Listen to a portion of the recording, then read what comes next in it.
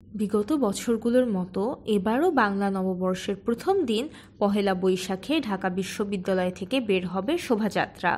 প্রায় ৩ যুগ ধরে এটি মঙ্গল শোভাযাত্রা নামে চলে আসছে। বান্ডেল থাকলে প্রতি সেনমানিতে টাকা বাঁচবে। বিকাশ সেনমানি বান্ডেল কিনে জিতুন প্রতি লেনদেনে। তবে এই বছর শোভাযাত্রার নাম পরিবর্তন করা হয়েছে। এর নতুন নাম করা হয়েছে বর্ষবরণ আনন্দ শোভাযাত্রা। এই নামে এবার বর্ষবরণের অনুষ্ঠানের আয়োজন করা হবে। তবে ইউনেস্কোর অপরিমেয় বিশ্ব সাংস্কৃতিক ঐতিহ্যের স্বীকৃতি পাওয়া মঙ্গল শোভাযাত্রা নাম পরিবর্তনের যথার্থ কারণ জানানোর দাবি জানিয়েছে ঢাকা বিশ্ববিদ্যালয়ের চারুকলা অনুষদের শিক্ষার্থীরা। তারা বলেছেন, চারুকলা অনুষদের শিক্ষার্থীদের মতামত ছাড়াই কর্তৃপক্ষ এই সিদ্ধান্ত নিয়েছেন, যার সঙ্গে তারা একমত নয়।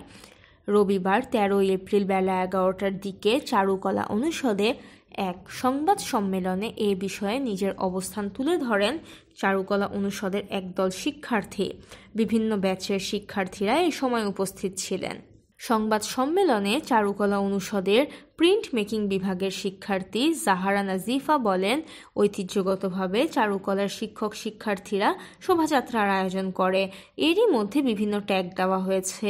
এবারও বৈশাখ শেকল মুক্ত নয়, মঙ্গল শোভাযাত্রার নাম পরিবর্তন করে বর্ষবরণ আনন্দ শোভাযাত্রা হবে। আমরা এই সিদ্ধান্ত সমর্থন করছি না। চারুকলার শিক্ষার্থীদের মতামত ছাড়া এই সিদ্ধান্ত নেওয়া হয়েছে। উল্লেখ্য, চারুকলা ১৯৮৯ সাল থেকে পহেলা বৈশাখে এই শোভাযাত্রা করে আসছে। শুরুতে এর নাম ছিল আনন্দ শোভাযাত্রা। পরবর্তী সময়ে ৯০ দশকে স্বৈরাচার বিরোধী আন্দোলনের পটভূমিতে অমঙ্গলকে দূর করে মঙ্গলের আহ্বান জানিয়ে শোভাযাত্রার নাম হয় মঙ্গল শোভাযাত্রা।